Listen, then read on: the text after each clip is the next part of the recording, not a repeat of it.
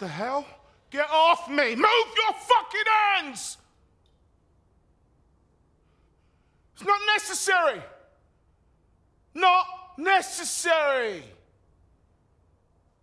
Have to ask nicely, man. Just a... It's been a shit day. I just want a drink.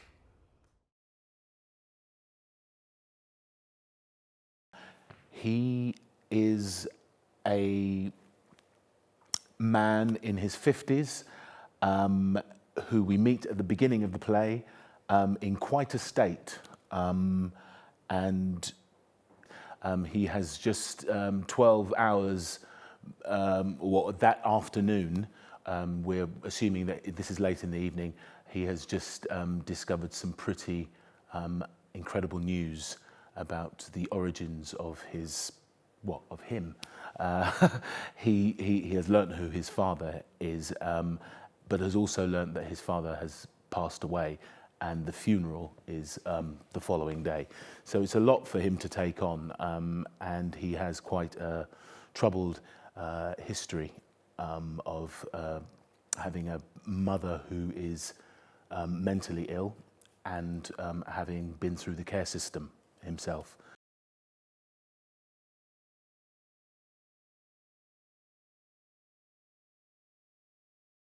This scene is, the first scene was an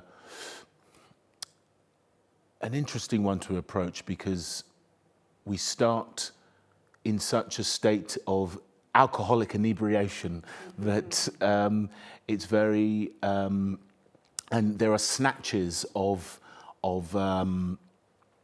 thought, and he's arguing with the bouncer, and it's sort of, it kind of wakes the play up in many ways to this very emotional story which follows, but I would say that it from that point onwards, the next time we see Benny, he's in a completely different state. So really it was to understand where Benny was and why he was there. So time and place, what had happened before, the news that he's received, and how that has affected him in this moment, and what it is that he's trying to change by getting drunk, to try and bolster himself for what will be the next scene, which is the following day, where he will learn something about this man that he has just learned is his dad. So it's quite a lot to take on, and so it was really about understanding what has happened in the past, where he is in the present, and where he's about to go. These are the things that affect this scene in the moment.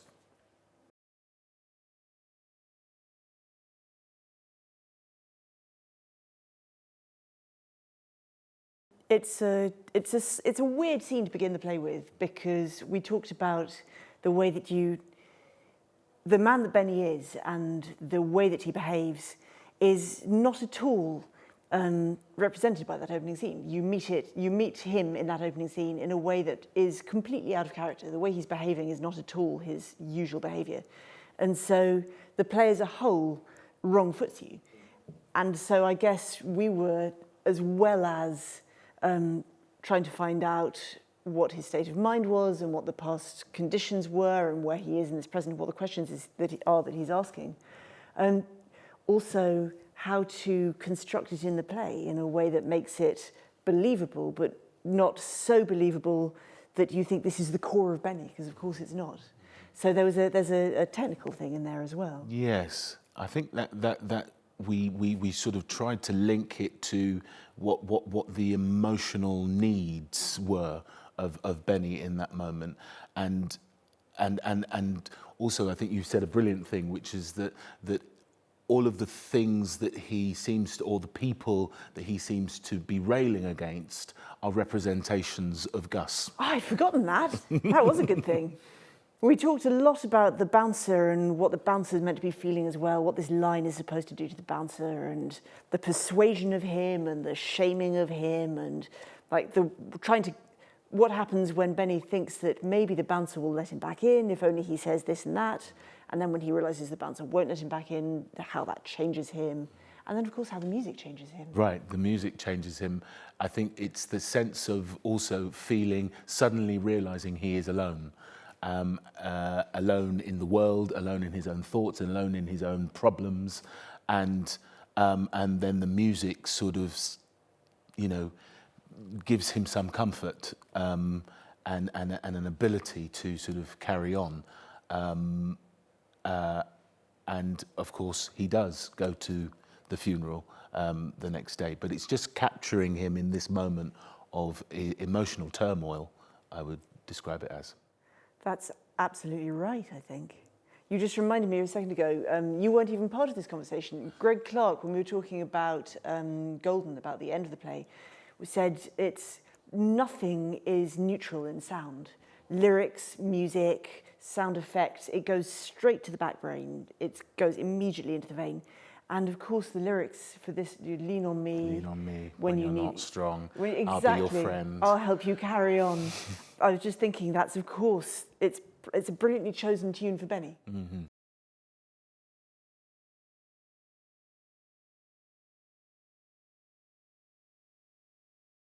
With the bouncer, it was really about, as I said, understanding what he represents for Benny, but also in real time, in reality, what has just happened. You know, sort of making up a story of how he grabbed him, how he threw him out, what was Benny doing at the time, and also, I suppose, what it is that Benny hopes to achieve by shouting at him, and anybody else who passes by.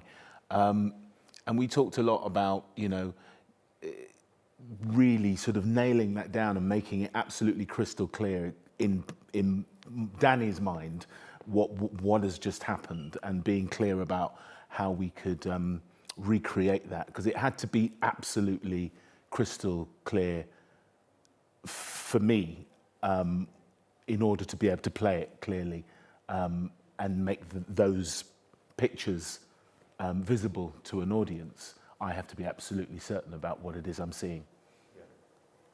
Yes, we discussed a lot, wasn't it? Where's the punch? What's the thing immediately before the punch? What discussion has there been? What's take your hands off me? Yeah. And how it all played out so that it can be absolutely specific.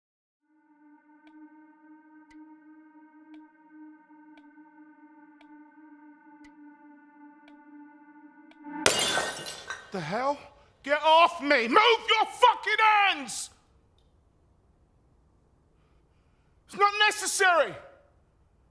Not necessary! I have to ask nicely, man. It's been a shit day. I just want a drink. People stand next to, nothing wrong with that, is there? So your problem is you want the customer, not the customer. Don't care about me as long as I pay my way and cost you nothing. But how long can any of us do that for? You ever done a jigsaw, mate? Because I'm telling you now, you are missing some crucial fucking pieces, and I should know. Yeah, it is a gift. If you're gonna try a right hook, get your stance sorted. You never connect. You just be another mug punching air. Yeah, you owe me, man. Yeah, I've invested hard cash in your shithole. Yeah, I put money in your jukebox, not got what I paid for. I'm not leaving. I stay right here and finish my juice.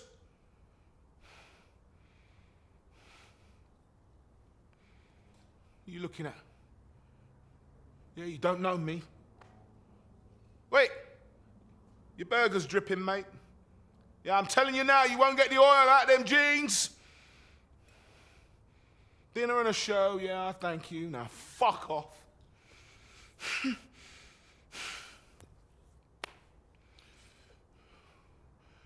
What are you gonna do tomorrow, Benny, huh? She laid it down. Do you pick it up?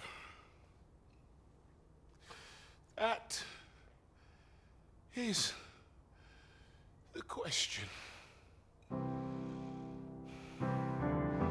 Yay, there it is. It's my man. It's my tune. Music to stand next to.